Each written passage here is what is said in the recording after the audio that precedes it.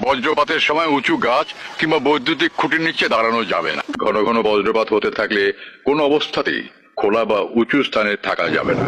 কোথাও বজ্রপাত হলে উঁচু গাছপালা বা বিদ্যুতের খুঁটির নিচে আশ্রয় নেওয়া যাবে না।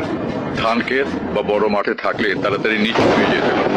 বজ্রপাত হওয়ার উপক্রম হলে কানের আঙ্গুল দিয়ে চোখ বন্ধ করে নিচু হয়ে বসতে হবে, কিন্তু মাটিতে শুয়ে পড়া যাবে না। বাড়ির ছাদ কিংবা উঁচু কোনো স্থানে থাকলে দ্রুত সেখান থেকে নেমে যেতে হবে। সবচেয়ে ভালো হয় কোনো একটা পাকা দালানের নিচে আশ্রয় নিতে পারলে। বজ্রপাতের সময় বাড়িতে থাকলে জানালার কাছাকাছি থাকা যাবে না।